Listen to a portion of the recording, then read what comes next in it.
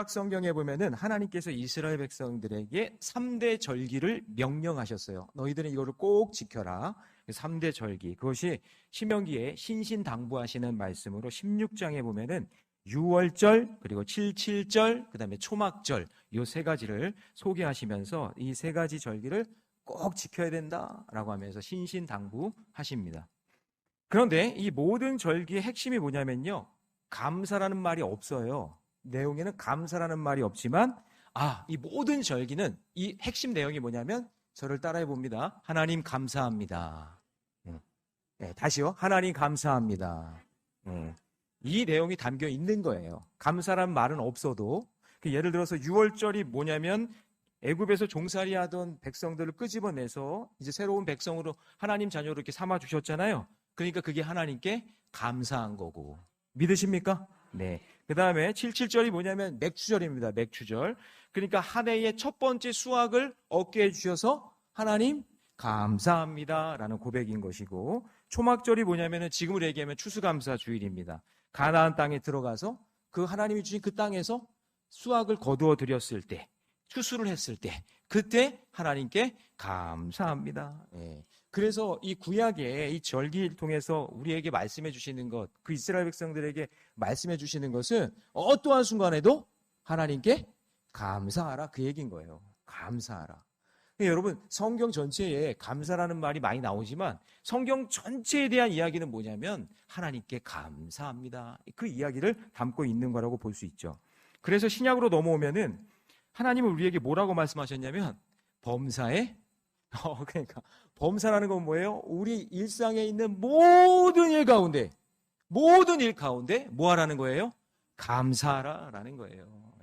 구약에는 특정한 제사나 절기를 이야기했지만 이제 우리는 모든 일상이 범사에 감사하라 말씀하시는 거죠. 그러니까 감사는 어떤 절기에 국한된 것이 아니고 성경 전체 내용이 하나님께 감사한 내용이고, 감사는 어떤 특정한 사람만 하는 게 아니라 선택사항이 아니라는 거죠. 너희가 나를 믿느냐? 너희들 나 믿니? 라고 한다면 네 하나님 제가 믿습니다 라고 하는 그 사람의 고백 속에는 뭐가 들어있냐면, 네 하나님 제가 이제부터 감사하며 살겠습니다.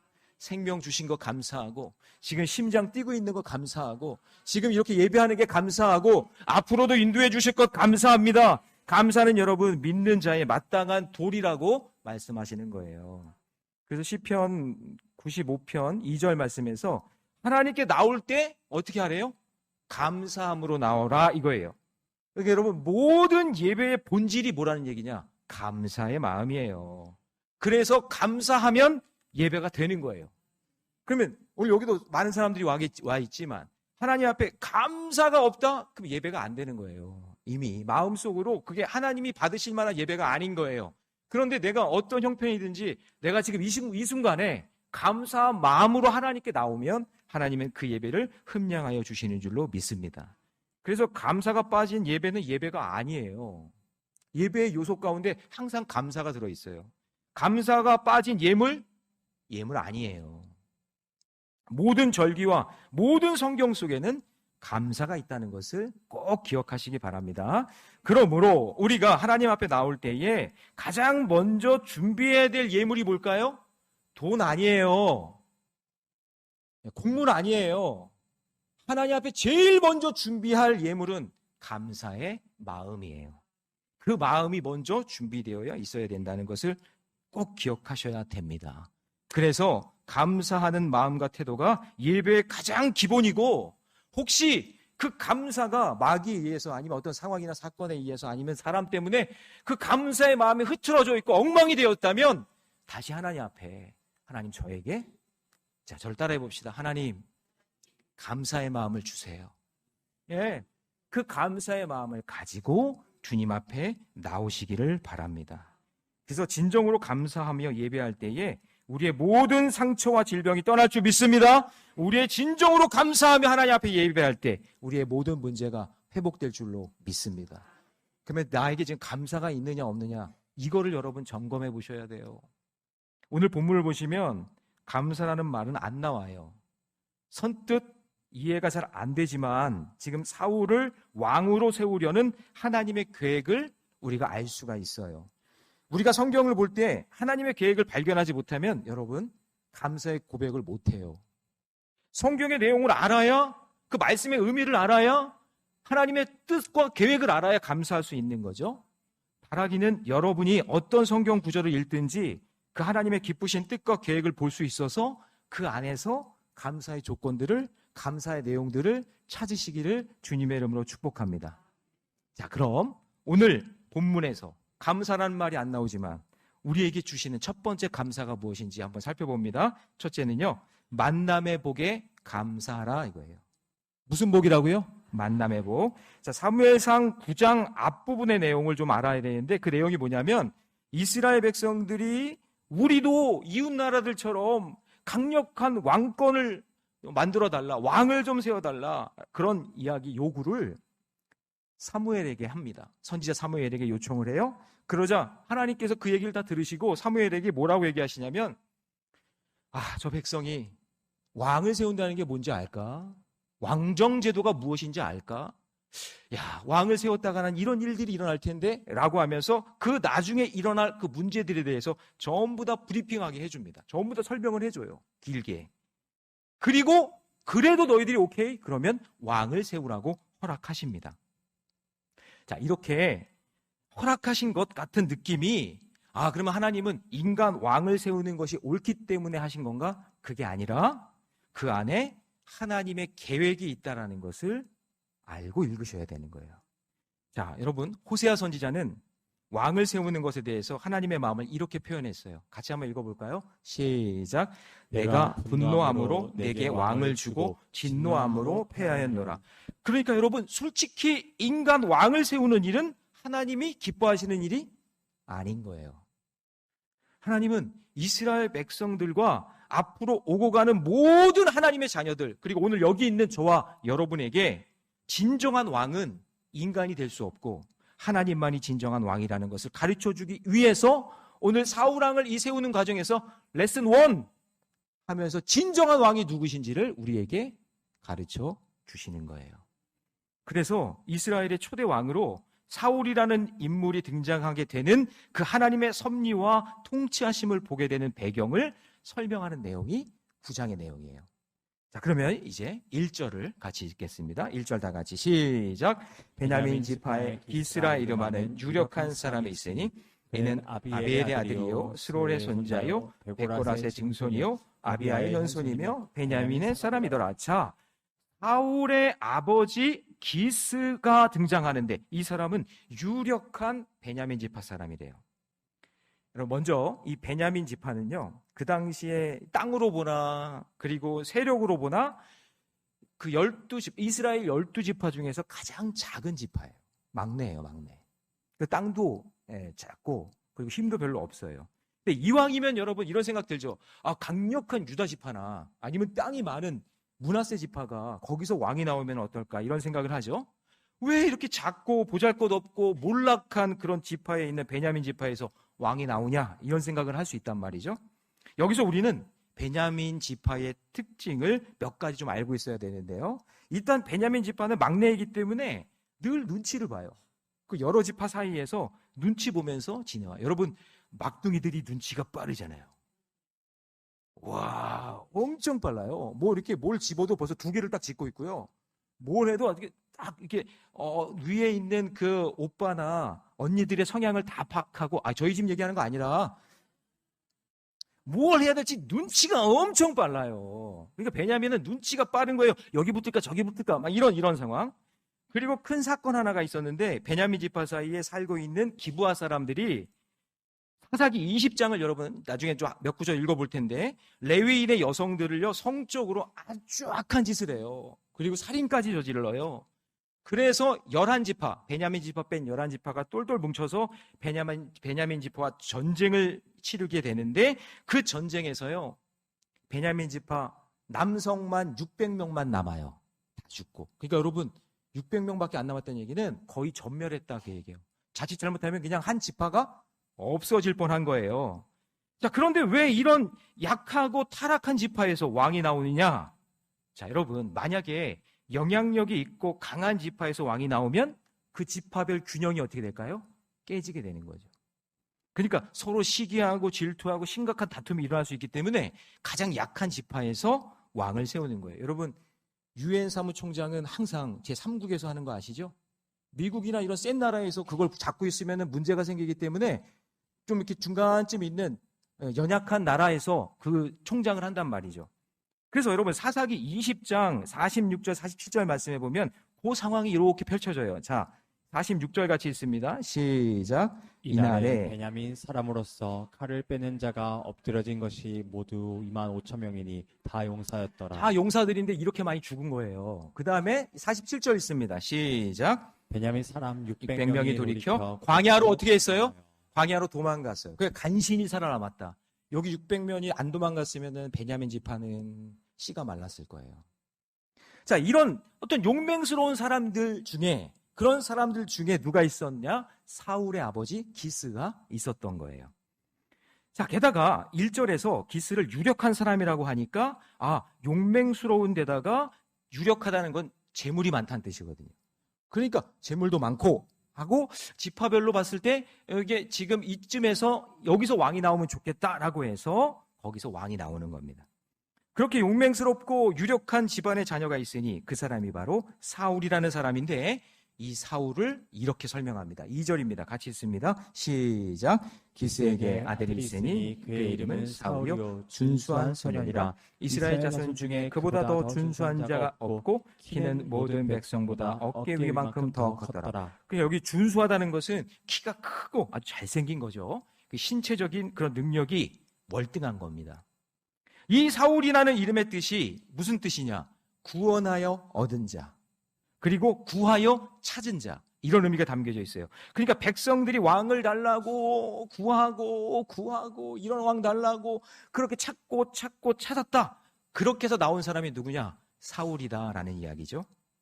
그러니까 이스라엘 백성들이 그토록 원했던 왕의 수준으로 그들이 찾았던 왕, 키가 크고 용맹스럽고 그리고 그냥 가진 것도 많은 유력한 그런 사람이 왕이 되었으면 좋겠다라는 그 조건에 딱 맞는 사람이 누구예요?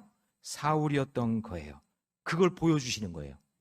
그 다음에 3절에서 뜻밖의 상황이 일어납니다. 그렇게 유력한 사람이었는데, 3절 다 같이 읽습니다. 시작. 사울의 아버지 기스가 암나기들을 잃고 그의 아들 사울에게 이르되 너는 일어나 한 사환을 데리고 가서 암나기들을 찾으라 하매. 이 당시에 여러분 나귀가 있다는 것은 잘 사는 집인 거죠.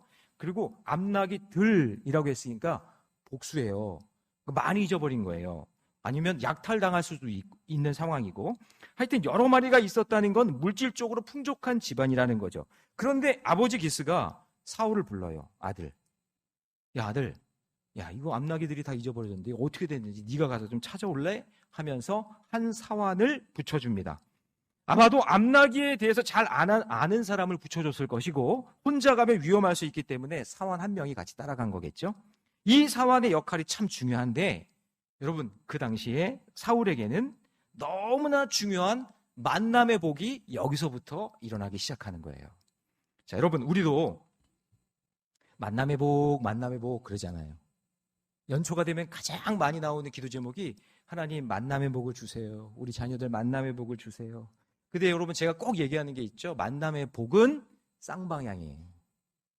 만남의 복은 뭐라고요? 쌍방향이에요.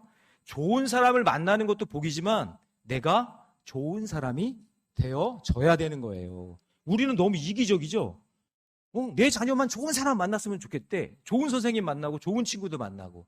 아니에요. 내 자녀가, 내 새끼가 세상에서 어떻게 하고 다니는지, 어떤 만남을 이루고 사는지 그것도 여러분 놓고 기도해야 되는 거죠. 그러니까 만남의 복이라는 건 좋은 사람 만나는 것도 복이고 내가 좋은 사람이 되어지는 것도 복인 줄 믿습니다. 사울이 아무리 유력하고 용맹스러워도 혼자 다니는 것보다 한 명이라도 더 곁에 있는 것이 훨씬 더 안전하고 일하기에 더 평안한 거겠죠.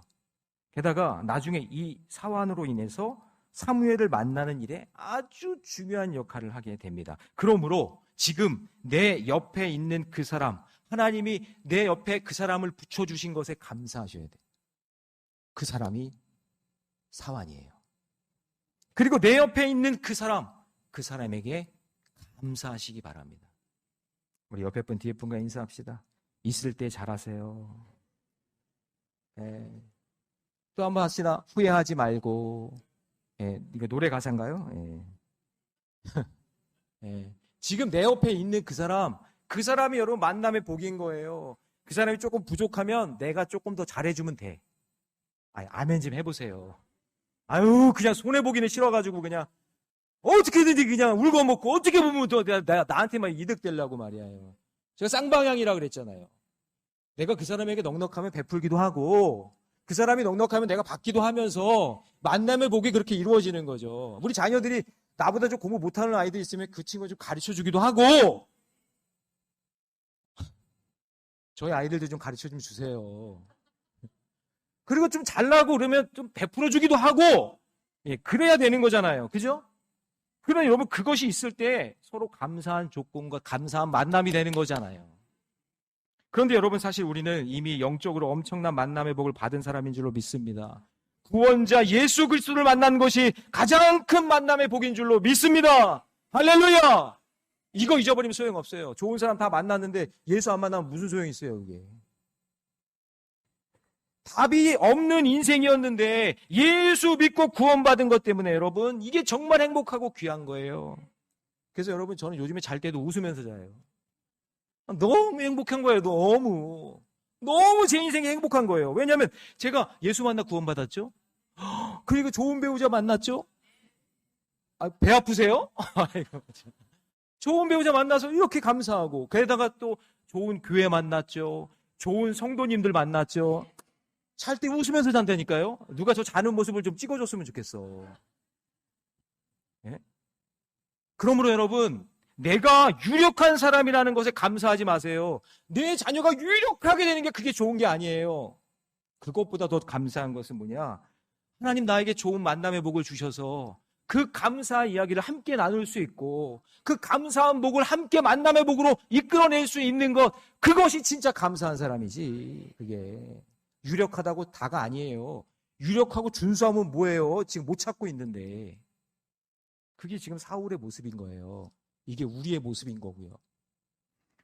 자, 두 번째로 살펴볼 감사는 뭐냐면요. 뜻밖의 복이 있음에 감사해야 돼요. 자, 이거 무슨 복이에요? 뜻밖의 복이 있다. 자, 이렇게 사울은 사환과 나귀를 찾으러 떠납니다.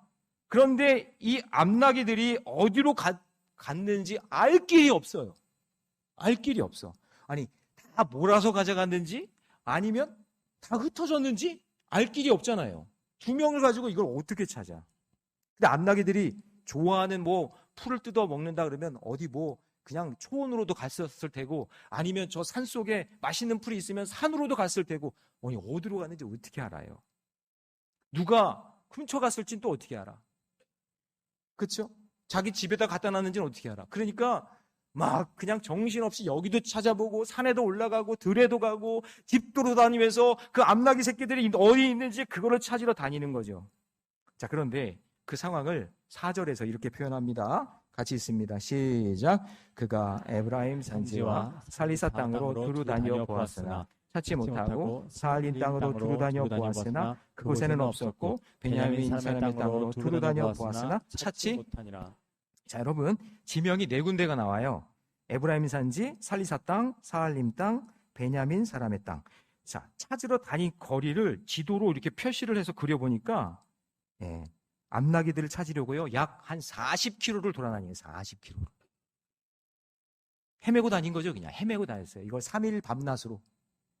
그런데 여러분 우리 사무엘상 처음에 배울 때 사무엘상의 특징이 뭐라 그랬죠?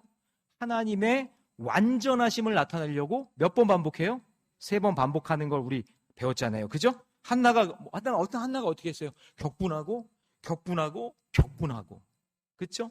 그 다음에 남편 엘가나가 어떻게 했어요? 그 격분하는 한나를 보면서 어찌하여 인간의 힘으로 어떻게 할 수 없구나 이거잖아요. 그죠? 그리고 한나가 이제 하나님 앞에 3번 기도하잖아요. 간구하고 애통하고 부르짖고. 기억나시죠? 예. 이제는 사울의 상황에서 3번 반복됩니다. 두루 찾아 보았으나 찾지 못하고. 여러분 이 말의 의미는요. 아까 사울의 이름의 뜻이 뭐라 그랬어요? 구하여 얻은 자, 구하여 찾았다 그런 의미잖아요. 근데 인간적으로 노력으로 아무리 애써 보아도 내가 내 스스로 내 질병 하나, 내 문제 하나, 내 사건 하나 해결하지 못하는, 찾지 못하는 인생이라는 걸, 별 볼 일 없는 인생이라는 것을 보여주고 있는 거예요. 아무리 유력한 사람이라도, 준수한 사람이라도 어쩔 수 없다. 그런데 인간의 수고가 다 끝나는 그 길 끝에서 40km를 그냥 3일 밤낮으로 그렇게 헤매면서 그렇게 애쓰고 고생했는데 그 마지막 그 끝자락에서 뜻밖의 복을 발견하게 되는 거예요. 누구도 알 수 없었는데. 최근에 우리 교회에 이제 자녀들 구원을 놓고 기도하는 부모들이 많아졌어요. 제가 그냥 가족의 신앙 일치 그냥 계속 얘기하고 막 그러니까 그냥 자동으로 그래서 가족에 대한 그 구원에 대한 기도를 계속하세요. 그래서 그걸 이뤄가지고 온 가족이 지금 교회 나오는 가족들도 있고. 할렐루야. 정말 그거 감사한 일이에요. 자, 그런데 이제 한 권사님의 이제 그 가정의 간증 스토리를 이제 제가 최근에 들은 이야기예요. 이제 평소에 아들 가정을 전도하기 위해서 새벽마다 이분이 기도하세요. 저도 그걸 알기 때문에 계속해서 기도해요. 이분이 그렇게 기도하면서 그냥 기도로 끝나면 안 되고 제가 늘 이야기하니까 가서 자녀들도 아이도 섬겨주고 애들 봐주기도 하고 또 성경책이나 아이들을 위한 그런 신앙 서적 같은 것도 사가지고 선물해주기도 하고 그리고 안아주면서 찬양도 하고 그러면 계속해서 그렇게 섬기는 상황을 하는 거예요. 시간을 들여 손주 돌보고 그리고 섬겨주고 복음성가도 틀어주고 곁에서 제가 보기에 진짜 야 저렇게 애를 쓰는데 하나님께서 역사해 주시는 날이 있겠지. 그렇게 하면서 시간을 보내는 거예요. 근데 이분이 하루는 이게 조급해지는 거예요. 왜냐면 성도들 보니까 막 온 가족이 교회 나오고 막 이제 구원의 역사가 일어나기 시작하고 막 그러니까 마음이 조급한 마음에 어느 날 신앙적인 권면을 좀 세게 한 거예요. 세게. 강하게 했어요. 그랬더니 그 얘기를 듣고 그 이제 가족이, 그러니까 아들 내외가 마음이 상처를 받은 거죠. 엄마가 너무 세게 그렇게 하니까. 그러면서 하는 말이 아들들이 그 며느리도 이제 복음을 나는 거부하겠다고. 이제 우리 교회 이제 안 나가겠다고. 그러면서 교회를 비판하고 말하는 거예요, 그렇게. 그러니까 여러분 지금 앞나기를 잃어버린 사건이 터진 거죠. 여태까지 내가 잘 이렇게 해가지고 잘해서 이렇게 교회로 쏙 나오게 하려고 그렇게 준비했었는데 앞나기를 잃어버린 사건이 터진 거예요. 그런데 이번에 특세 기간 동안에 주제가 뭐였죠? 울더라도 전하리라. 아니 나는 지금 억장이 무너져서 지금 얘네들 어떻게 하나 그러는데 목사님은 계속해서 울더라도 전하리라. 울더라도 전하리라. 울더라도 전하리라. 계속 이제 그런 거죠. 그래서 이 마음을 품고 기도하면서 때를 기다리고 있었는데 준비하고 있다가 지난주에요. 이게 사실 이게 따끈따끈한 이야기예요. 지난주에 아들 가정을 이제 화해하기 위해서 만나기로 했대요. 그래 만나고 여러분 제가 늘 얘기하잖아요. 자 따라해 봅시다. 목구녕이 열려야 귓구녕이 열린다. 그래서 이제 맛있게 이제 밥을 먹고 그리고 이제 다과도 이렇게 하면서 이제 마음을 좀 열었겠죠? 그리고 거기에 자녀 구원을 위한 내가 너희들을 향한 그 진심 어린 그 사랑의 마음을 전달한 거예요. 이분이 내가 왜 이렇게 했는지. 물론 본인이 실수한 것도 있지만 그랬더니 그 아들 내외가 그 말에 감동을 받고 이번 성탄 주일에 교회에 나와서 등록하기로 약속을 받았다는 거예요. 할렐루야. 아멘. 그러니까 별로 여러분 남의 이야기라고 박수도 건성으로 치고 그러시는데 이거는 여러분 진짜 생명 살리는 일인 거거든요. 그러니까 여러분 우리 하나님은 앞나기를 잃어버리는 사건 그리고 찾아 헤매는 그 사건 그리고 바닥을 치는 그 사건을 통해서 목사님 어떡해요. 제가 괜한 말을 해가지고 그냥 이거 다 일 끝났어요. 이제는 못할 것 같아요. 그게 아니라 여러분 일단 해보는 거예요. 일단 저질러 보는 거예요. 근데 그 사건이 앞나기를 잃어버리는 사건 같고 절망이지만 하나님은 그 사건을 통해서 새로운 역사를 길밖의 길을 만들어주시는 줄 믿습니다. 그래서 여러분 홍해가 막혀있지만 길밖의 길을 내어주시죠. 광야가 절망이지만 하나님 길밖의 길을 내어주시고 배고프면 만나와 메추라기를 내려주시고 목마르면 반석에서 쳐서 물을 나오게 하시는 그 하나님 뜻밖의 복으로 우리를 인도해 주신다고요. 근데 우리는 도전 안 해요. 도전을 안 해. 해보지도 않아. 그냥 지옥 가든 말든 상관이 없어. 그냥 나만 잘 믿고 잘 살면 돼. 나만 행복하면 돼. 교회에서 누릴 거 나만 누리면 돼요. 암나기를 잃어버리는 사건을 굉장히 싫어해요. 그런데 여러분, 그런 사건을 통해서 하나님은 뜻밖의 복을 허락해 주시는 줄로 믿습니다. 자, 이렇게 사울과 사환이 암나기들을 찾아 3일 정도 헤맸지만 그 어디에도 암나기가 보이지 않았어요. 너무 지친 이 사울이 여기서 이제 숲은 나무가 많은 숲이 아니라 지명을 이야기합니다. 그곳에 도착했을 때 그때 가만히 있던 사환이 입을 엽니다. 자, 5절 말씀 같이 있습니다. 시작. 내게 이르되 돌아가자. 내 아버지께서 암나기 생각은 고사하고 우리를 위하여 걱정하실까 두려워하니라 하니. 자, 여러분, 이러다가 아버지가 우리를 걱정하실 것 같으니 그만 찾고 돌아가자. 사울이 먼저 얘기해요. 이 얘기는 뭐냐면 사울은 내심 뭐 하고 싶은 거예요, 지금? 포기하고 싶은 거예요.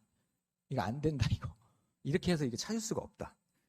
그런데 마침 그 숲이라는 그곳이 어디였냐면 하나님의 사람 사무엘이 머물고 있었던 곳인 거예요. 자, 그럼 여러분, 이 주인이 사환에게 이제 사울이 그 사환에게 이제 돌아가자, 이제 포기하고 돌아가자라고 하면 업무 끝난 거잖아요. 퇴근 시간 아니에요? 퇴근이잖아요, 이제.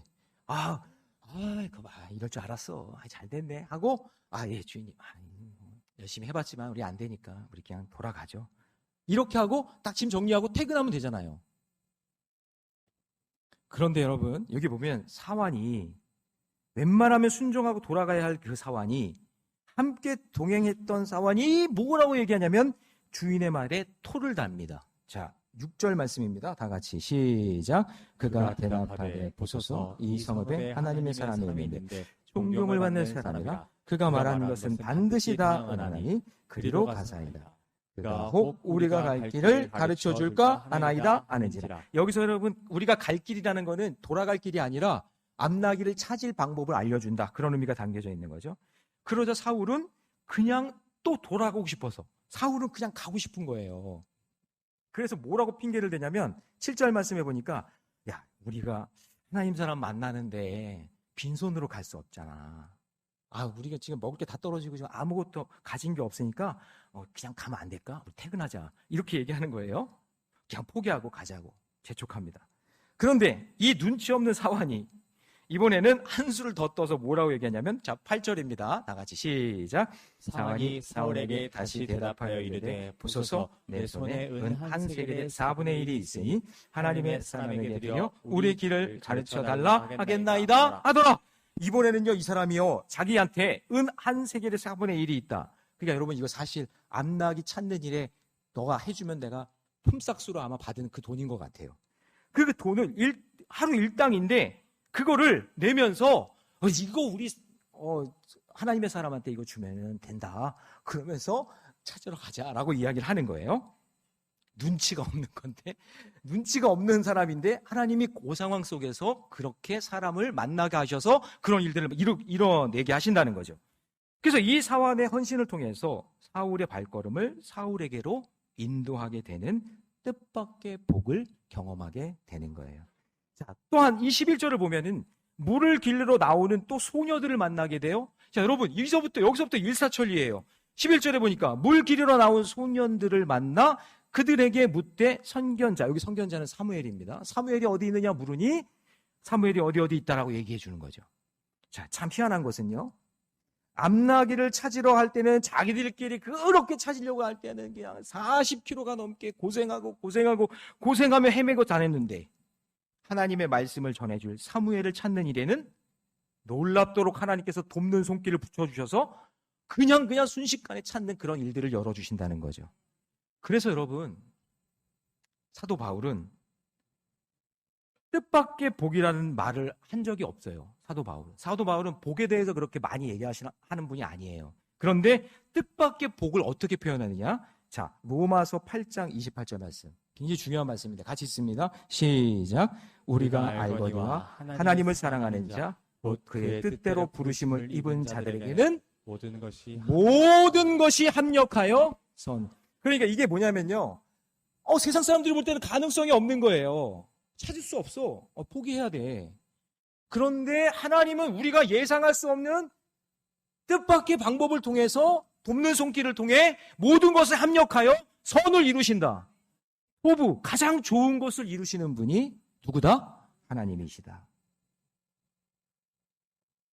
이처럼 내 인생의 문제의 답을 세상 것으로 찾으려고 애쓰지 말고 하나님의 사람 사무엘을 찾듯이 먼저 그의 나라와 그의 의를 구하고 하나님이 기뻐하시는 것이 무엇인지를 찾고 포기하지 않고 살다 보면 하나님께서는 뜻밖의 방법으로 할렐루야 합력하여 선을 이루시는 놀라운 하나님의 은혜를 경험하게 될 줄로 믿습니다.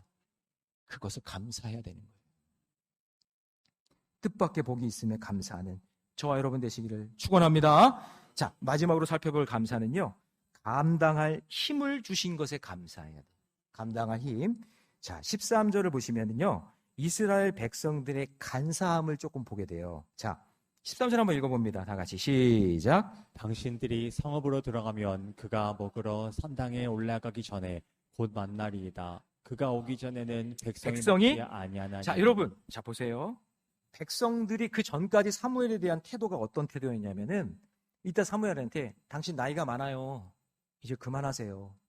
우리 이제 새로운 왕 뽑을 거니까 당신이 여기까지.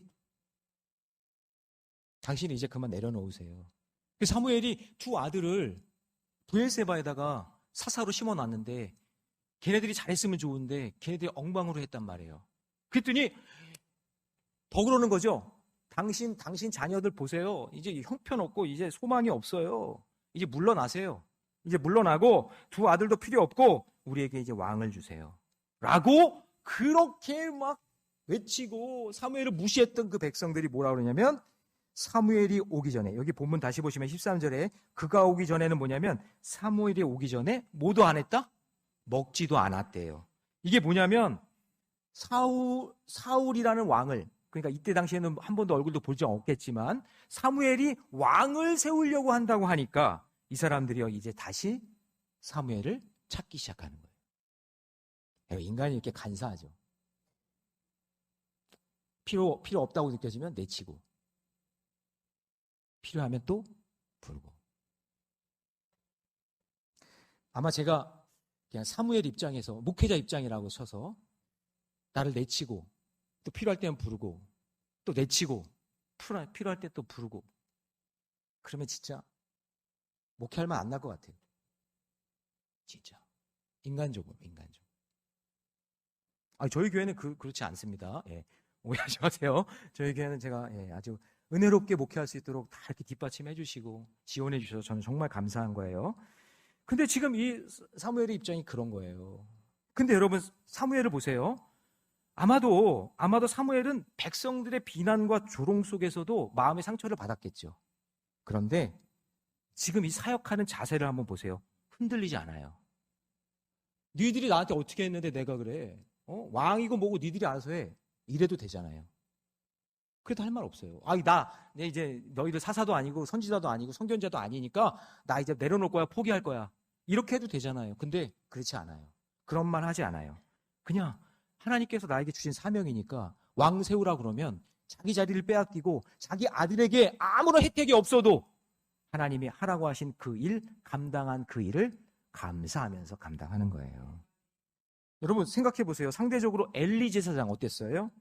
영혼육에 완전히 흔들려서 제사장 직분 감당하지 못하고 그리고 두 아들 소식에 의자에 넘어져서 죽게 되죠.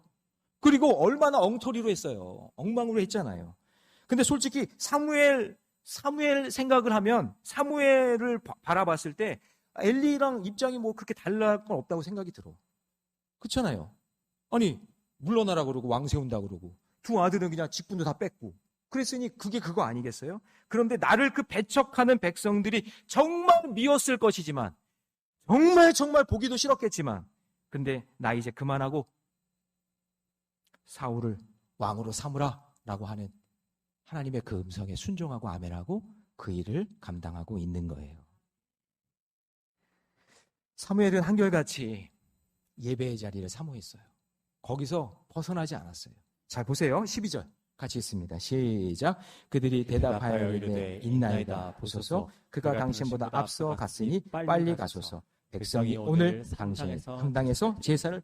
그런 사무엘은요, 그 자기가 맡겨진 그 제사장의 그 직분을, 하나님께 예배드리고 제사하는 그 기쁨을 내 감정이 휘날린다고 막 휘날린다고, 나 이제 교회 안 나와, 나 이제 안 해, 때려쳐. 이게 아니야. 이게 아니라 하나님께서 주시는 그 사명이기 때문에, 그게 내 생명과도 같기 때문에 정말 꼴불견이고 보기 싫고 너무나 밉지만, 그러나 그 사명을 끝까지 감당하며 하나님 앞에 감사하고 있는 모습이에요. 그 사무엘이 그 자리를 지키고 있었기 때문에 마침 사울이 사무엘을 만날 수 있었던 것이죠. 14절 같이 있습니다. 시작. 그들이 성읍으로 올라가서 그리로 들어갈 때에 사무엘이 마침 산당으로 올라가려고 마주 나오더라. 할렐루야. 마주하는 역사가 일어난 줄로 믿습니다. 사랑하는 성도 여러분, 지금 여러분이 감당해야 될 삶의 자리, 하나님이 주신, 허락해 주신 복된 자리인 줄 믿으시기 바랍니다. 부모의 자리, 눈물 날 때 많죠. 가슴 아프고 답답할 때 많죠. 근데 여러분, 하나님께서 여러분에게 감당하라고 주신 그 자리예요. 여러분, 생업의 자리, 그 생업의 자리 정말 칼퇴하고 싶을 때 많죠. 내가 저기 김 부장만 아니면 그냥 막 이럴 때 있죠. 근데 그 생업의 자리가 하나님 나에게 허락해 주신 믿음의 자리라는 것을 잊지 마시고, 성도의 자리, 힘들어도 끝까지 믿음으로 그걸 잘 감당하시기 바랍니다. 내가 유력한 사람이 아니어도 괜찮습니다. 내가 탁월하고 준수하지 못해도 괜찮아요. 내가 감사함으로, 믿음으로 그 자리를 지키면 사울이 왕이 되는 그 사건을 통해 하나님의 섭리와 하나님의 나라가, 통치하심이 저와 여러분에게 임할 줄 믿습니다. 여러분, 먼 훗날 사무엘이 그 자리에 있었기 때문에 사울이 사고 칠 때마다 사무엘이 그 뒤처리를 다 해결해 주는 거예요. 정말 사고 많이 치잖아요. 그러니 사울 곁에 사무엘이 있는 것이야말로 엄청난 축복이고 감사의 사건이라는 것을 잊지 마시기 바랍니다. 우리는 이리저리 방황하면 찾아다니는 사울이 아니라 그 자리를 지키는 사무엘이 되시기 바랍니다.